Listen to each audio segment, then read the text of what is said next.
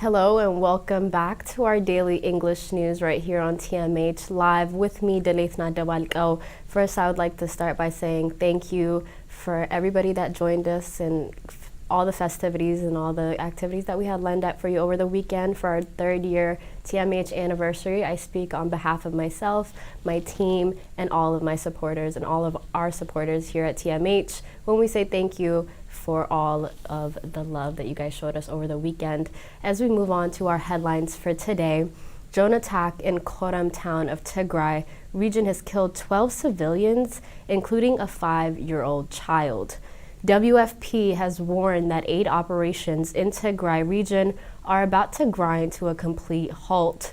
And Sudan has reclosed their border with Ethiopia, after a 10-day reopening. They have shut it back down.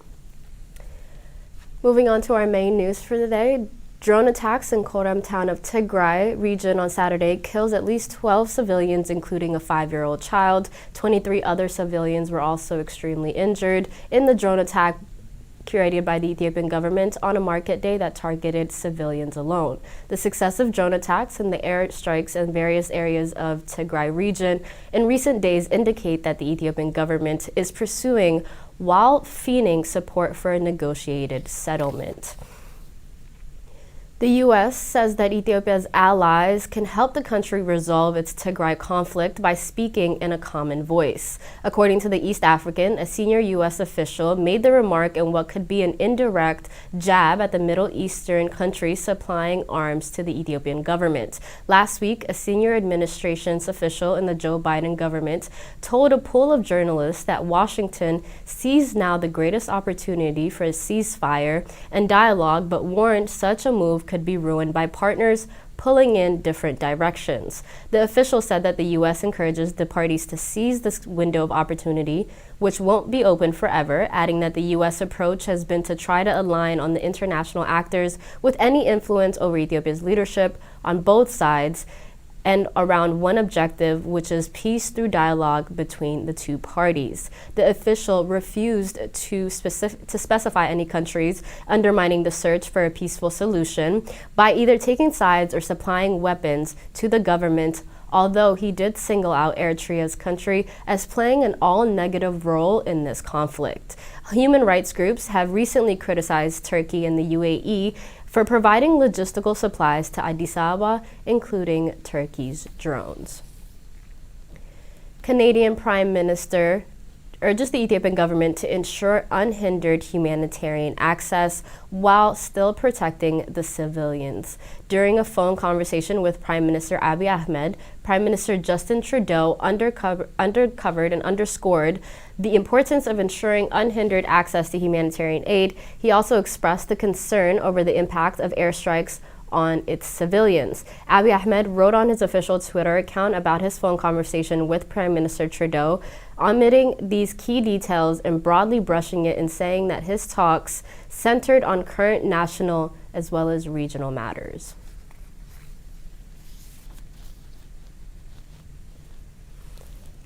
As the war on Tigray rages, Tigrayan Canadians painfully watch Tigray conflict from afar. Unable to talk to their families back home, the war being waged under the Ethiopian government's communication blackout as well as the humanitarian blockade inflicted pain on Tigrayans living in Canada. As this story was written by CBC, Melat Merasu is overcome with heartbrokenness by what Ethiopia's war took from her. Her mother died from illness in November 2020, just as the fighting pitting Ethiopian troops and their allies against the Tigray forces began. The fighting prevented Merasu from traveling back home to the Tigray region in northern Ethiopia, where her family lives. Ethiopia's war has wrought unbearable pain on so many people. Over 100 civilians were killed in successive Ethiopia's drone and airstrikes attacks in the last few days alone, but many more, including injured children.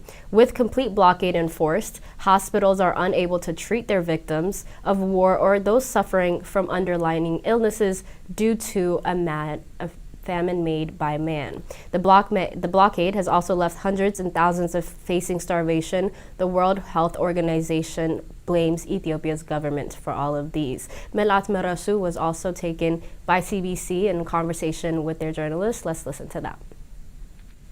I don't even know what to say.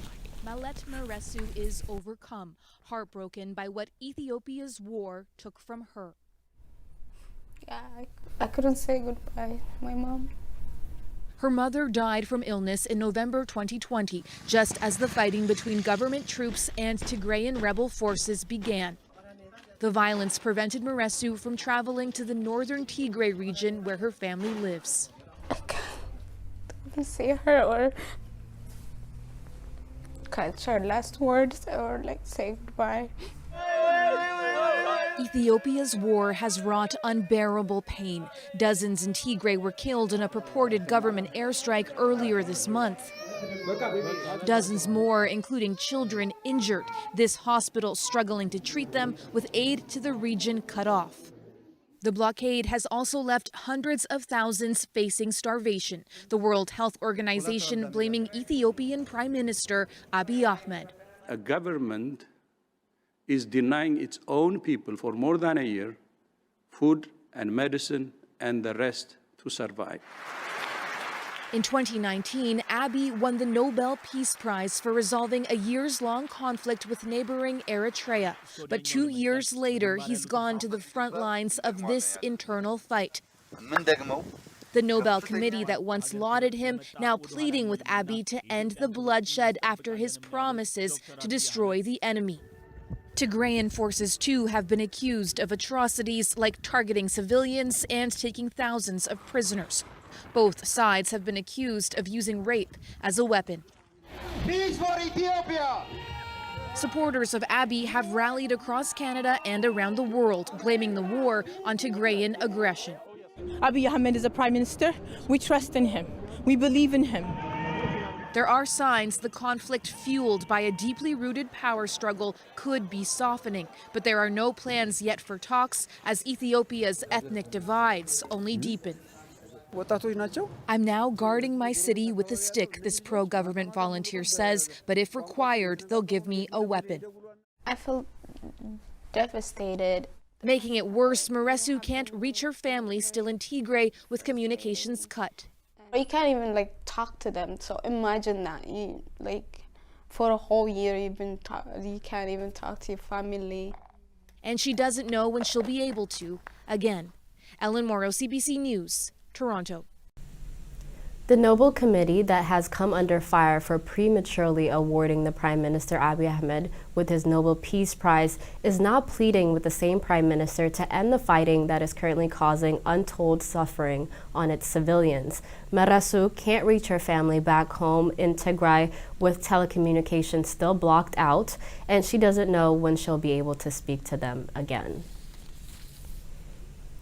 Ethiopian government reportedly to propose a buffer zone that can be managed by the UN humanitarian organizations. According to a statement of Ethiopia's foreign ministry on Friday, the decision takes into account concerns that the humanitarian trucks and their drivers refuse to drive outside of the Tigray region for security and safety purposes. The United Nations says the government's blocking humanitarian aid to the Tigray region, where no trucks have entered since the 15th of December.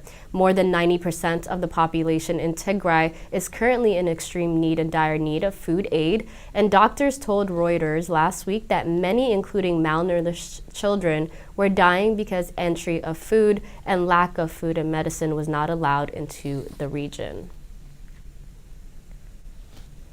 The UN World Food Program, WFP, said on Friday that aid and food distribution operations in Tigray, northern Ethiopia, are about to be to a grind and extreme halt. WFP cited ongoing fighting, airstrikes, and lack of funding as making humanitarian access almost impossible. Escalating clashes in Tigray have meant that no WFP aid convoys have been able to reach the regional capital, Mekelle, since the 14th of December.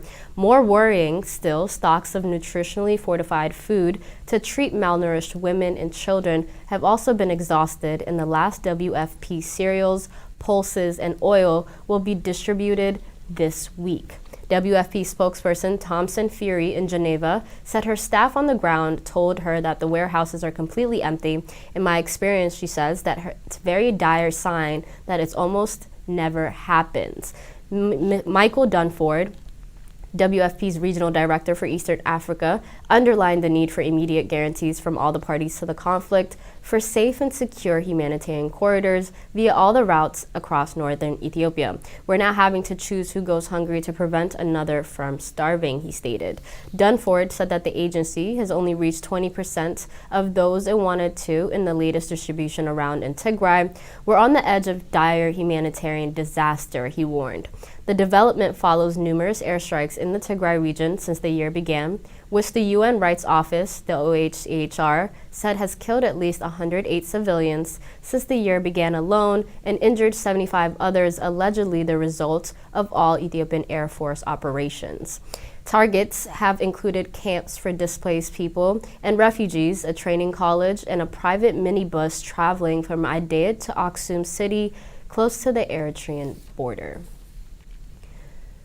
Two senior officials, U.S. officials, are visiting Saudi Arabia, Sudan, as well as Ethiopia all this week. The visit by U.S. Special Envoy for the Horn of Africa, David Satterfield, and Assistant Secretary of State Mali Fee comes amid ongoing crisis in the two African nations, the State Department announced this on Friday. In Ethiopia, the pair will talk with Prime Minister Abiy Ahmed to seek a resolution to the deepening civil war, and the statement also read that they will encourage the government officials to seize the current opening for peace by ending the airstrikes as well as other hostilities.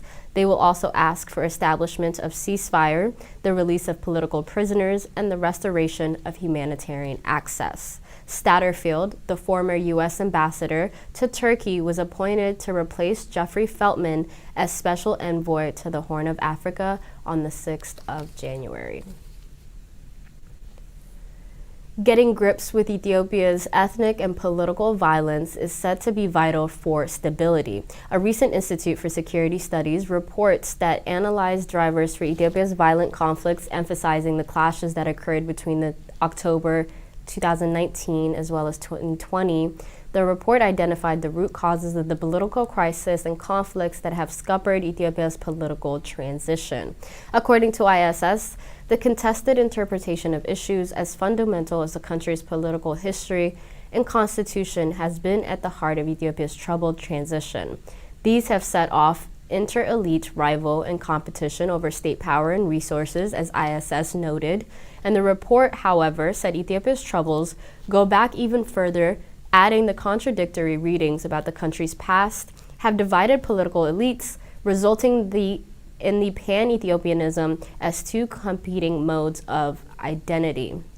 Negotiations and dialogue can help mend Ethiopia's troubled transition, the report said, but also understanding the root causes of the post-2018 ethnic and political violence and military conflicts. As the report underlined, the Institute for Security Studies and National Dialogues must have legitimacy from the early stages of design and initiation and be free from partisan interference and unilateral agenda setting any spoilers. It also emphasized that it will not only signal good faith, but also give stability and credibility to the process as well as its outcome.